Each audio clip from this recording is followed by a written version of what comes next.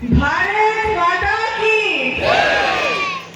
వేదిక మీద ఉన్న పెద్దలకి మరియు స్టేజ్ కి ముంగట్ కూర్చున్న పెద్దలకు మరియు మహిళలకు, ప్రెస్ కి, మీడియాకి అందరికీ కూడా పేరు పేరున నమస్కరిస్తున్నాను. అందరికీ తెలిసిందే, నా పేరు డాక్టర్ నైనా జైస్వాల్. నేను ఏషియాలోనే ఫస్ట్ అమ్మాయి ఎవరైతే 8 years లో 10th క్లాస్ పాస్ చేశారు from university of Cambridge London. 10 సంవత్సరాల్లో ఇంటర్మీడియట్ పూర్తి చేయడం జరిగింది. 13 years కి గ్రాడ్యుయేషన్, 15 కి పోస్ట్ గ్రాడ్యుయేషన్ మరియు 16 years ఉన్నప్పుడు నేను నా పేరు PhDలోకి ఎన్రోల్ చేసుకున్నాను. అదేవిధంగా 22 years లో అతి చిన్న వయసులో, అంటే యావత్ భారతదేశంలోనే అతి చిన్న వయసులో PhD పూర్తి చేశాను. ఇంకా నేను PhD చేసినప్పుడు నా research area Mahbub Nagar district ఉండే, సో ఇక్కడే చేయడం జరిగింది. అదేవిధంగా టేబుల్ టెన్నిస్లో నేను national champion, south Asian champion, ఇంకా వరల్డ్ 6th పొజిషన్ కూడా నాకు వచ్చింది. నేను 2 చేతులతో రాయగలను. ఇంకా రామాయణం 108 శ్లోకాలు ఏదైతే ఉన్నాయి అవి 7 సంవత్సరాలు కంఠస్థం చేశాను. మరియు అదేవిధంగా Mahbub Nagar election commission of ఇండియాకి బ్రాండ్ అంబాసిడర్గా కూడా నేను ఇక్కడ పనిచేశాను. మరియు ఆంధ్రప్రదేశ్ పోలీస్, తెలంగాణ పోలీస్కి కూడా బ్రాండ్ అంబాసిడర్గా నేను పనిచేశాను. సో ఇవన్నీ కూడా నా ఆడియో విజువల్ ఏవీలో ఉండే, but because of some technical issues మీరు చూడలేకపోయారు. కానీ ఆ వీడియో డీటెయిల్గా అన్నీ ఉంటాయి అన్నమాట. సో నేనే కాదు, మా తమ్ముడు అగస్త్య జైస్వాల్ కూడా ఇక్కడ ఈరోజు ఉన్నాడు. తను కూడా నాలాగే 8 years కి 10 years కి ఇంటర్మీడియట్, 13 కి గ్రాడ్యుయేషన్ కంప్లీట్ చేయడం జరిగింది. మరియు 15 కి పోస్ట్ గ్రాడ్యుయేషన్. ఇంకా అతను ఇండియాలోనే మొదటి అబ్బాయి ఎవరైతే 2 స్ట్రీమ్స్లో ఇంటర్మీడియట్ చేశాడు, అది బైపీసీ ఇంకా సిఈసి అన్నమాట. సో ఇది చెప్పడానికి కారణం నేను అది అచీవ్ చేశాను లేకపోతే ఇది అచీవ్ చేశాను కాదు. నేనేదైతే అచీవ్ చేశానో, మా తమ్ముడు ఏదైతే అచీవ్ చేశాడో అది ప్రతి ఒక్కరు కూడా చేయొచ్చు. ఎందుకంటే నేను కూడా మీలాగే ఒక మామూలు కుటుంబానికి చెందిన అమ్మాయిని, కానీ మా అమ్మ స్ఫూర్తితో, నాన్న ఆశీస్సులతో ఇదంతా చేయడం జరిగింది. కాబట్టి ఈ జిల్లాలో ఉన్న ప్రతి ఒక్క అమ్మాయి రాబోయే రోజుల్లో నైనా జైస్వాల్ కావాలని నేను మనస్ఫూర్తిగా కోరుకుంటున్నాను. మరి ఈరోజు మనందరం కూడా హిందూ సమ్మేళనం జరుపుకోవడానికి ఇక్కడ మనం అందరం వచ్చాము. సో హిందూ సమ్మేళనం యొక్క ముఖ్య ఉద్దేశం సంస్కారాలు, ఐక్యత, సమయానికి సంభాషణ, కుటుంబ ఏకత్వం మరియు భారతీయ జీవన విలువలను పాటించడం. అవన్నీ తెలుసుకోవడానికి మనందరం ఇక్కడ ఉన్నాము. నేను చెప్పేది ఏంటంటే, ఎంత భయంకరమైన చీకటైనా ధర్మ జ్ఞాన వెలుగు దీవెనతో కాంతులు చూపే మన హిందూ సమ్మేళనం వారికి నేను అభినందనలు తెలుపుతున్నాను. మరి చరిత్రాత్మకమైన నా ఊహ, మరి మన సమాజంలో చూస్తే ఇల్లు బాగుపడాలంటే బాధ్యత గల తండ్రి ఉండాలి, సమాజం బాగుపడాలంటే బాధ్యత గల నాయకులు ఉండాలి, కానీ మనం బాగుపడాలంటే మంచి స్నేహితులు మన వెంట ఉండాలి. సో అటువంటి స్నేహితులను ప్రదానం చేస్తున్న ఈ హిందూ సమ్మేళనాన్ని మీరు ఎల్లప్పుడూ మర్చిపోవద్దు అనేసి నేను మీ అందరితో కోరుకుంటున్నాను. ఇంకా మీ అందరినీ చూస్తుంటే నాకు అనిపించింది ఒకటి, మల్లె పూల కన్నా, మంచు పొరల కన్నా, నెమిలి హోయల కన్నా, సెలైటి నేల కన్నా మన పాలమూరు హిందూ మిత్రుల అనుబంధం అందమని నేను బల్లగుద్ది చెప్పగలను. మరి హిందూ సమ్మేళనంలో మనం తెలుసుకోవాల్సిన విషయం ఏమిటంటే, డబ్బు సంపాదించడం ఎవరికైనా సాధ్యం, కానీ కుటుంబాన్ని సంపాదించుకోవడం అదృష్టవంతులకే సాధ్యం. మరి జీవితం ఒక ప్రయాణం అయితే ఆ ప్రయాణంలో అత్యంత అందమైన సమాచారం లాంటిది ఒక కుటుంబం అని నేను చెప్పగలను. ఎందుకంటే మనం చూస్తే బయట వారి దగ్గర మంచితనం పొందడం తప్పు కాదు, కానీ ఇంట్లో వారిని విలువ ఇవ్వకుండా చూడడం తప్పు. కష్టకాలంలో మనకు ఆర్థిక సమస్యలు, సామాజిక సమస్యలు మరియు ఆరోగ్య సమస్యలు వచ్చినప్పుడు మన కుటుంబం వాళ్ళే మనకు బలమైన ఆధారంగా ఉంటారు. అందుకే మనందరం కూడా కుటుంబ విలువలను కాపాడుకోవాలి అనేసి నేను అందరితో కోరుకుంటున్నాను. మీరు ఒకవేళ దీన్ని యాక్సెప్ట్ చేస్తే ఒకసారి గట్టిగా చెప్పండి. మరి మీ అందరికీ కూడా ఒక డౌట్ ఉంటుంది, అంటే ఇంత చిన్న వయసులో నేను ఇదంతా ఎలా అచీవ్ చేశాను అనేసి. సో దాని గురించి చెప్పాలంటే నేను మా అమ్మ బడిగా భావించాను. మా అమ్మ నేర్పించింది ఒకటే, ఇష్టం లేని చదువు కష్టం, చదువు లేని బ్రతుకు నష్టం. అందుకే మా అమ్మ పలుకులను నా రెక్కలుగా మార్చుకున్నాను. అందుకే పాకిస్తాన్ మరియు ఇరాన్ లాంటి దేశంలో మన జెండాని రేపరేపలాడించాను. మరి మనము అంటే నా పిహెచ్డిలో నా topic role of microfinance in women empowerment, అంటే మహిళా సాధికారత గురించి నేను రీసెర్చ్ చేశాను ఇక్కడే. కాబట్టి ఉమెన్ ఎంపవర్మెంట్ అనేది ఇంటి నుంచే స్టార్ట్ అవుతుంది. కాబట్టి నా యొక్క పర్సనల్ వినయం ఏమిటంటే, మనం చూస్తే పరాయి వాళ్ళు కొట్టే చెంపదెబ్బ అయినా మర్చిపోగలం, కానీ మన అనుకునే వాళ్ళు మనసు మీద కొట్టే దెబ్బ జీవితకాలం మర్చిపోలేము. అయితే నేను పుట్టినప్పుడు చాలా మంది మా అమ్మ నాన్నకు చెప్పారు, ఆడపిల్ల పుట్టింది బంగారం కొనండి అనేసి. సో అప్పుడు మా అమ్మ నాన్న ఇద్దరు కూడా నిర్ణయించారు, మేము బంగారం అయితే కొనము, మా పాపని బంగారంలో తయారు చేస్తాము అనేసి వారు నిర్ణయించారు. ఇది నిజమైంది ఎప్పుడైతే నేను పాకిస్తాన్, ఇరాన్ మరియు వేరే దేశాల్లో గోల్డ్ మెడల్స్ గెలిచాను మరియు యావత్ భారతదేశంలో ఒక గోల్డెన్ గర్ల్ గా పేరు తెచ్చుకున్నాను. అయితే నేను ఇది చెప్పడానికి కారణం ఏమిటంటే, మన భారతదేశంలో ఆడపిల్లలు పుట్టవచ్చు, పుత్తడి గుమ్మ కావచ్చు, కానీ ఇంటికి గుండెకాయ లాంటిది సిరి నవ్వులతో తనదైన శైలితో ఆడుతూ పాడుతూ నవ్వుతూ జింక పిల్ల పాటలకు జంకు పెట్టే విధంగా ఇంటిని కలకలలాడిస్తూ ఇంటికి ఒక వరం లాంటిది. కావున మనము ఆడపిల్లల్ని ఒక ఆది శక్తిగా భావించాలి అనేసి నేను మీ అందరితో కోరుకుంటున్నాను. ఇక చాలా మంది మహిళలు కూడా ఉన్నారు. మనము మన పురాణాల్లో, మన మైథాలజీలో చూస్తే కూడా సింహవాహినిగా దుర్గామాత, హంసవాహినిగా సరస్వతీదేవి, గుండగుమ్మ వాహినిగా లక్ష్మీదేవి సంపూర్ణ శక్తివంతులై దుష్ట శిక్షణ శిష్ట రక్షణ చేస్తూ ఈ లోకాన్ని కాపాడుతున్నారు. అయితే ఆ దేవతలను పూజించడమే కాదు, స్త్రీ జాతిని గౌరవించడం మన బాధ్యత. సో నేను కోరుకునేది ఒకటి, మీరు అమ్మని పూజించాలి, భార్యని ప్రేమించాలి, సోదరిని దీవించాలి, కానీ అన్నిటికంటే ముఖ్యం స్త్రీని గౌరవించాలి అని నేను మనస్ఫూర్తిగా కోరుకుంటున్నాను. మరి హిందూ సమ్మేళనంలో మొదటి పాయింట్ మనం తెలుసుకుంది కుటుంబం గురించి. సో అదే విధంగా మనందరూ ఇంకో విషయం తెలుసుకోవాల్సింది ఏంటంటే, మనము వ్యక్తిత్వం లేని వారి మాట, మానవత్వం లేని వారి ప్రేమ మరియు స్థిరత్వం లేని వారి సలహాలను నమ్మితే జీవితంలో మిగిలేది విషాదమే. కానీ హిందూ సమ్మేళనం మంచి మానవత్వం, మంచి వ్యక్తిత్వం మరియు మంచి సలహాలకు ఒక వేదిక ద్వారం లాంటిది. కావున హిందూ సమ్మేళనం ద్వారా మనము పర్యావరణ రక్షణ కొరకు పిలుపు ఇస్తున్నాము. అయితే మనందరము మనస వాచ కర్మ అనే సిద్ధాంతానికి నిలువెత్తిన నిదర్శనంగా మారాలి అనేసి నేను మీ అందరితో కోరుకుంటున్నాను. ఎందుకంటే ఆ పర్యావరణ రక్షణ అనేది చిన్న పని కాదు, అది ఒక తపస్సు లాంటిది. ఎండిన నేలను పచ్చదనంగా మార్చాలి, భూమాత ఒడిని అందంగా అలంకరించాలి అనేసి నేను మీ అందరితో కోరుకుంటున్నాను. మరి ఇంకో విషయము నేను మీ అందరికీ చెప్పేది ఏంటంటే, మనము గమనించింది ఏంటంటే, నిద్ర చాలా విచిత్రమైనది. అది వస్తే అన్ని మర్చిపోయేలా చేస్తుంది, రాకుంటే అన్ని గుర్తొచ్చేలా చేస్తుంది.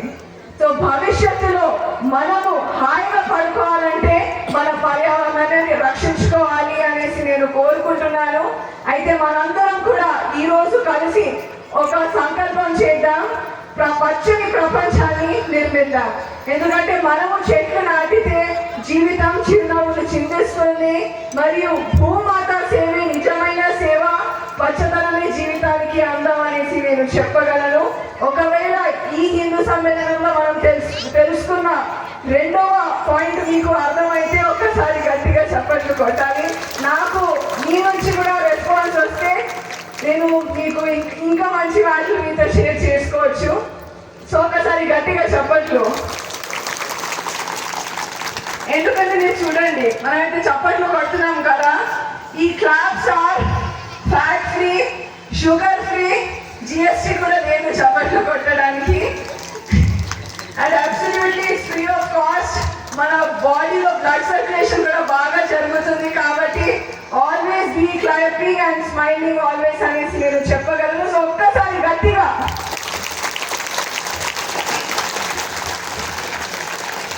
మరి ఇక్కడ యువ శక్తి కూడా ఇక్కడ ఉంది ఈరోజు.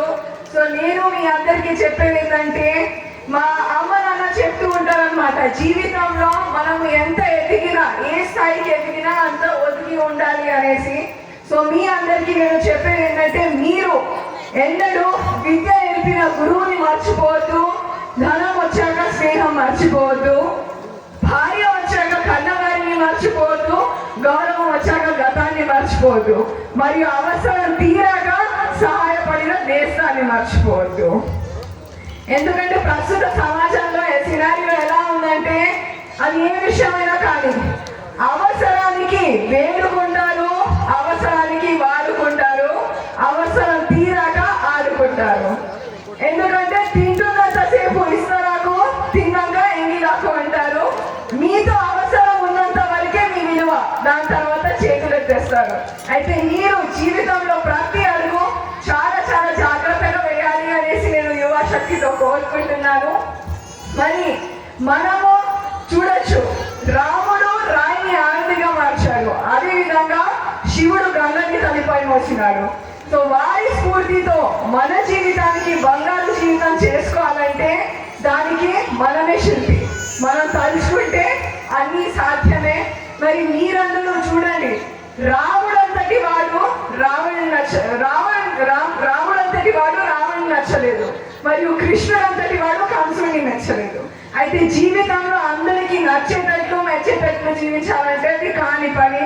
కావున మీరు మీ తల్లిదండ్రులు, గురువులు, పెద్దలు చెప్పే మాటల్లో మీరు నడుస్తూ ఉంటే యావత ప్రపంచంలో మిమ్మల్ని నచ్చుకుంటారు మరియు మెచ్చుకుంటారు అనేసి నేను చెప్పగలను.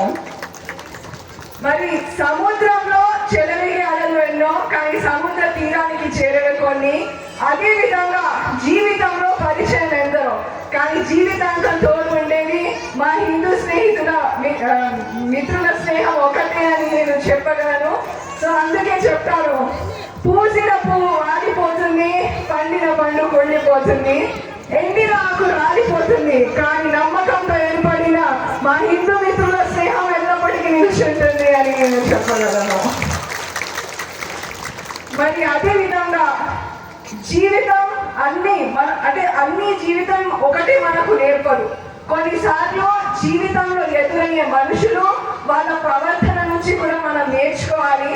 అయితే ప్రస్తుత సమయంలో మనం అర్థం చేసుకున్న విషయం ఒకటి, అది ఏంటంటే దేశీయ ఉత్పత్తులను ఉపయోగించాలి, లేకపోతే మళ్ళీ ఇతర దేశాలపై ఆధారపడాల్సి వస్తుంది.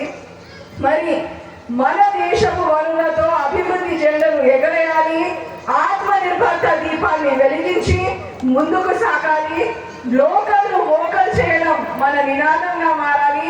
అదే నిజమైన దేశభక్తి అనేసి నేను చెప్పగలను. అయితే మనందరం కలిసి ఆత్మనిర్భర్ భారత్ కళను మరింత నిజం చేయాలి అనేసి నేను మీ అందరితో కోరుకుంటున్నాను.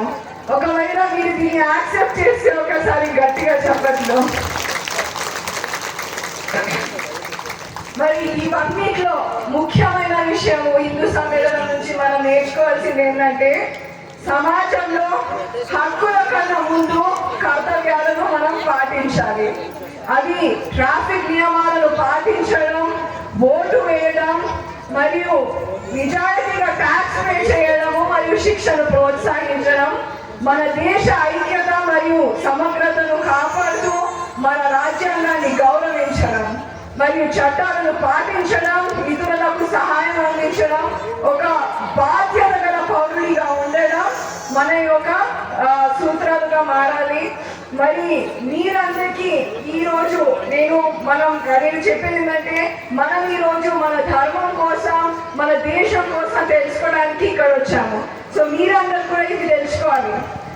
యావత్ ప్రపంచంలో సుమారు 200 దేశాలు ఉండొచ్చు. ఈ 200 దేశాల్లో అమెరికా వయసు సుమారు 500 సంవత్సరాలు, ఇరాక్ ఇస్రాయల్ వయసు 2000 సంవత్సరాలు, మరియు చైనా వయసు 5000 సంవత్సరాలు. అయితే అమెరికా, ఇరాక్, ఇజ్రాయిల్, చైనా 500 నుంచి 5,000 సంవత్సరాల సభ్యత సంస్కృతి ఉండొచ్చు. దానికన్నా ముందు అసలు ఈ దేశాలే లేవు. కానీ మీరు మన భారతదేశం యొక్క చరిత్ర, సభ్యత, సంస్కృతి ఎంత పురాతనమైనదో చెప్పగలుగుతారా? మీ అందరితో అడుగుతున్నాను, చెప్పగలుగుతారా? చెప్పలేరు. వాస్తవంగా చెప్పాలంటే నాకు కూడా తెలియదు. సో మనం తెలుసుకోవాల్సింది ఏంటంటే, ప్రపంచంలోనే ఏ చరిత్రకారుడి కులమానాలకి చిక్కని కాలం మన భారతదేశం యొక్క కాలం అని నేను చెప్పగలను. మరి మీరు చూడండి, మనుషులకు చావు ఉంటుంది, కానీ దేశాలకు చావు అనేది ఉండదు. ప్రపంచంలో సుమారు 28 దేశాలు శాశ్వతంగా లేకపోయాయి. అవి కూడా ఆషామాషి దేశాలు కావు. ఓనాటి పేరు ప్రతిష్ట ఉన్న దేశాలు కూడా మట్టిలో కలిసిపోయాయి. అలెగ్జాండర్ గ్రీక్ సామ్రాజ్యాన్ని ప్రపంచం అంతటా విస్తరించే లోపల తన దేశానికి వచ్చే ముందు చనిపోయాడు. అటువంటి గ్రీక్ దేశం ప్రపంచంలోనే లేదు. మరియు రోమ్ అనే దేశం చరిత్రలోనే లేదు. మీరు చూడండి, సిరియా, సుమేరియా, బాబిలోనియా, మెసొపొటామియా, మరి అదేవిధంగా ప్రపంచంలోని చరిత్రగాంచిన దేశం ఈజిప్ట్. దాంట్లో కూడా మిగిలినవి 2, కింద మమ్మీస్, పైన ఆకాశం. మరి ఈ 28 దేశాల సభ్యత, సంస్కృతి కాలగర్భంలో కలిసిపోయింది.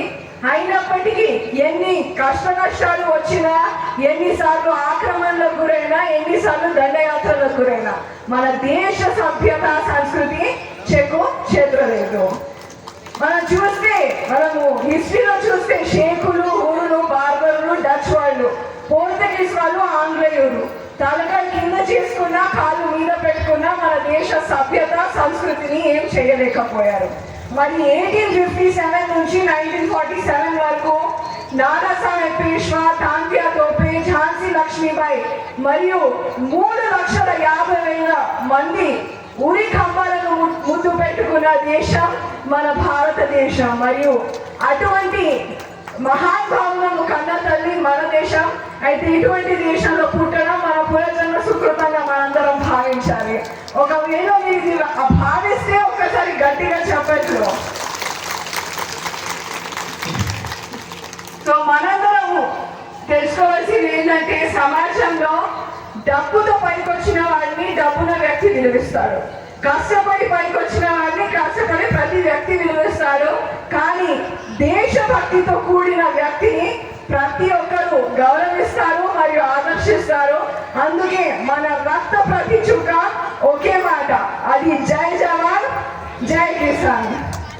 మరి సూర్యుడు అలసిపోతే భూమికి చంద్రుడు తోడు ఉన్నట్టు జీవితంలో ప్రతి ఒక్కరికి ఒక తోడు ఉంటుంది. అటువంటి దేశభక్తి మీ అందరి తోడు ఉండాలి అనేసి నేను మనస్ఫూర్తిగా కోరుకుంటున్నాను. మరి ఇక్కడ చాలా మంది పెద్దవాళ్ళు, మదర్స్, అమ్మలు ఇక్కడ కూర్చున్నారు. సో మనం చూస్తే ఎందరో మాతృమూర్తులు రక్తాశులు చిందిస్తూ దేశ రక్షణ తొలి పాఠం అని తనయులను సాగపంపారు. అటువంటి మాతృమూర్తులు చేసిన బలిదానాన్ని మనం ఎల్లప్పుడూ మర్చిపోలేము. వాళ్ళు ఎవరో కాదు, జీజాబాయి, పార్వతీబాయి, రలిదేవి, జగరాణిదేవి, జగవంతిబాయి మరియు జీజాబాయి లాంటి మాతృమూర్తులు శోకంతో కాదు, గర్వంతో నవభారత నిర్మాణానికి పునాది వేశారు. సో అందుకే చెప్తాను, యావత్ బ్రహ్మాండంలో అమ్మకు మించిన మరియు ఆత్మకు మించిన దైవం లేదు లేదు లేదు. దేవుడు ఎక్కడో కాదు, నిన్ను కన్న అమ్మ రూపంలో నిన్ను కాపాడుతూ ఈ వెంటనే అమ్మ రూపంలో ఉంటాడు. అందుకే చెప్తాను, గుడి లేని దైవం అమ్మ, కళ్ళ కపటం లేని ప్రేమ అమ్మ, అమృతం కన్నా తీయని పలుకు అమ్మ, నా గుండె పలికే ప్రతి మాటే అమ్మ అమ్మ అమ్మ అని నేను చెప్పగలను. మరి అదేవిధంగా మీరందరితో, ఇక్కడున్న యువశక్తితో నేను చెప్పేది ఒకటే, వెలుగు లేని వెన్నెల, దేవుడు లేని కోవెల, ప్రాణం లేని జీవం ఎలా, యువశక్తి లేని సమాజం ఎలా అని నేను పదే పదే ప్రశ్నిస్తున్నాను. అయితే మా నాన్న నన్ను కఠోర శ్రమ, ముందు చూపు, ఖచ్చితత్వం మరియు ధైర్యం ఉంటేనే అతి భయంకరమైన ఒంటరి ప్రయాణం సరదాగా సాగుతుంది ఉంటుంది మరియు అద్భుతాలు సృష్టించవచ్చు అనేసి మా నాన్న చెప్పారు. సో మీరు ఆత్మవిశ్వాసంతో ముందడుగు వేస్తే ఏదైనా సాధించగలము అనే నినాదానికి మీరందరూ పునాది వేయాలి అనేసి నేను కోరుకుంటున్నాను. మరియు మీరందరూ ఈరోజు ఈ కార్యక్రమాన్ని అంగరంగ వైభవంగా ఆలపిస్తూ వేదిక మీద ఉన్న పెద్దలు మరియు కూర్చున్న పెద్దలందరికీ కూడా మహిళలకు ప్రతి ఒక్కరికి ప్రెస్కి మీడియాకి మరియు నాకు ఈరోజు ఇక్కడికి ఇన్వైట్ చేసిన రాఘవేంద్ర గారికి వారి టీంకి అందరికీ కూడా ధన్యవాదాలు తెలుపుతూ నేను సెలవు తీసుకుంటున్నాను. ఒక్కసారి నాతో గట్టిగా చెప్పాలి, భారత్ మాతాకి. వినపేయడం లేదు, ఇంకా గట్టిగా మైక్ తీసుకొని కిందికి రావాల్సి వస్తుంది లేకపోతే. భారత్ మాతాకి, భారత్ మాతాకి, భారత్ మాతాకి. ధన్యవాదాలు.